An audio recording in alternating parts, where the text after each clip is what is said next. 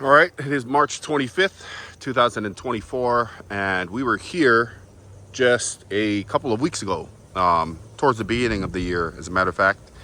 And this is the area that the taro was growing in. And as you can see, isn't really any taro left. And that's because the pharaoh hogs managed to find a way in, which we were hoping they wouldn't.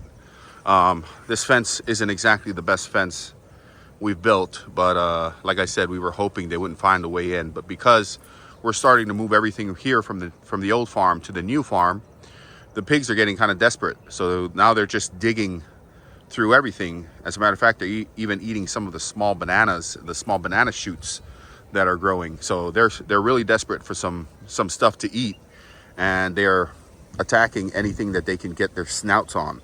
The grass here is about 4 to 6 feet tall. I got to get in there with the weed eater, and I got to cut this stuff down. It's not necessary that I do that because I'm eventually going to end up in here with the excavator, but I'd rather preserve basically the lay of the soil right now. I don't want to disrupt it and have to reshape it and reform it all over again with the excavator. So I'm just going to keep it the way it is. I'm going to cut this stuff down with the weed eater. I'm going to take the taro that is left, the leftover taro after the pigs have eaten it all, which is all right in here, and we'll walk up there and check it out after I'm done with this cutting.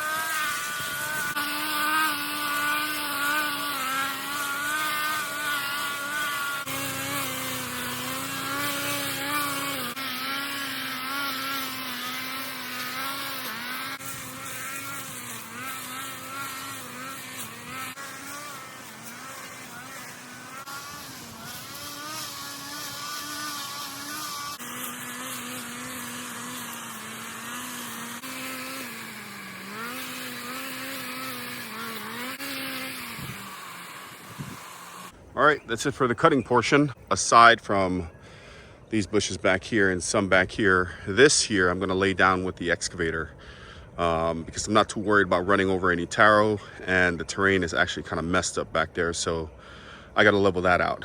But there's some taro here. You kind of see it right here, these bigger leaves in this area, and I don't want to cut because I need to pull some of these taro leaves. I need to harvest some of them. But this area right here, you can see it's dirt. I'm not sure how well the camera is showing it, but That is where the taro used to be, and right now it's just a taro graveyard. So let's get up there and take a closer look.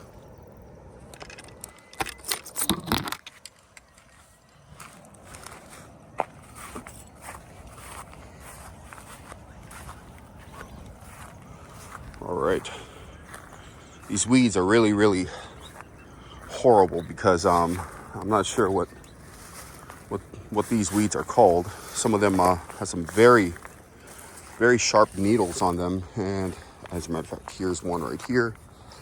You can kind of see the base of these weeds right here, and they have these very sharp needles on them, as you can see right there, and those hurt. So they're so sharp, it doesn't take much for it to just pierce your skin. And I'm over here as usual working in my Crocs, and they go through the holes and stab my toes and my feet, and it really hurts. But they don't get me so much that I feel like I need to wear shoes or boots. I hate wearing shoes and I hate wearing boots.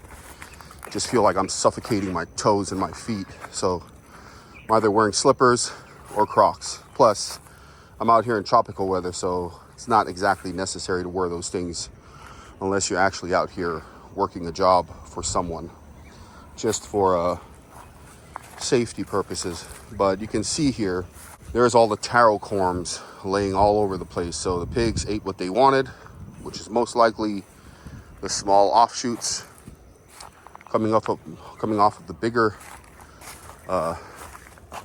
taro corms like this here. So this is a pretty big one. But the offshoots kind of look, they're about this size here. They get a little bigger, some a little smaller, but that's easier and a lot juicier for the pigs. So they tore it all up. And as sad as it is, at least we're not running a business off these taro plants yet, to where something like this would be super detrimental for the supply of not only the leaves, but of the corms. So the good news is we could still propagate this taro pretty heavily, as a matter of fact. And within a matter of a couple of months, we should have the leaves back pretty much looking like that. So although all of them didn't get eaten or dug up, it's very minimal. What's left is very minimal, but we can get this in a couple of months if we plant them this week. So my father-in-law plans on doing exactly that. The way of doing this, I'll make a video sometime in the future, is you kind of chop the corms up into smaller pieces. So you would cut this one and make multiple pieces out of this one, and little shoots will pop up just like this little guy. And eventually you'll have small plants popping up everywhere. That's for another video in the future. As for now, we'll try and harvest as much of this. I'm gonna pull the excavator up and start throwing these taro corms and plants into the excavator bucket. So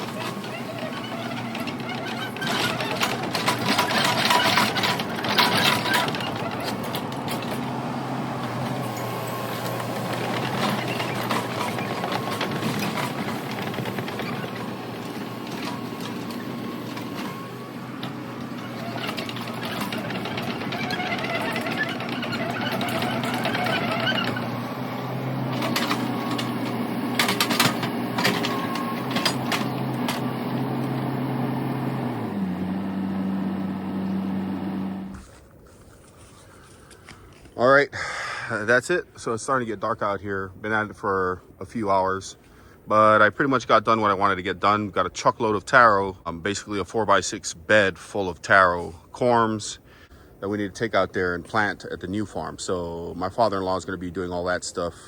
I don't need to worry about that. I just need to transport it over there. This area here still has some remnants of, you know, the taro. This is where they were all growing. There's some baby corms on the ground and some, you know, pieces of the corms that were eaten, but those pieces will eventually grow. So in the future, I plan on putting a fence around this area just so those remnants can actually grow. Because if you give it some time, as a matter of fact, if I take care of it properly, probably by the end of this year, it's going to look exactly how it looked before the feral hogs got in. But keep in mind, I do need to put a fence around this, and I will. I need to clean it up first, maybe put a thin layer of soil on top of it. We've got some dirt over here on this side, so I just need maybe a couple bucketfuls, and I'll just kind of sprinkle it on there to give it a little layer of soil on top so that the sun just doesn't bake everything out here. And then I may put some mulch up there and just spread it out with a rake. I pretty much got as much cut as I wanted to. This is the way the fence goes. As you can see, it's covered in weeds, so this area here can use some touching up. I'll eventually get to that sometime throughout the week. As I said, it won't be tomorrow because I'll be headed to the new farm tomorrow. But this area it's pretty big. It looks like it's fenced off, but this is more like a makeshift fence. There's barbed wire, but it's about, you know, 1.5 feet apart, and it's not set up properly. The weeds kind of grew in and kind of created its own fence, so that's not secure enough to protect everything that's in here from the feral hogs. So I got to put a fence, a little circular fence right around this area, and we'll just let the taro grow.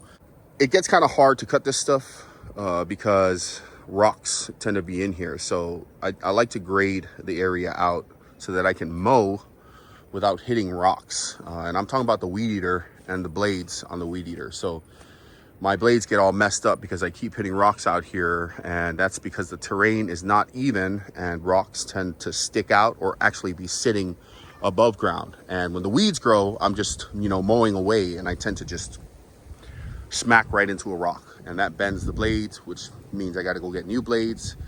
And if I don't have spare blades, it's just a pain in the neck. So it's better to just grade it out, which is the way I like to do it. I like to grade it out, kind of compact it by running back and forth with the excavator, just to make certain that there are no rocks sticking out. That way mowing is easy. In the case I don't get to it within a couple of, you know, weeks or months, it gets long, but I don't have to worry about smacking into rocks when I'm using the blade.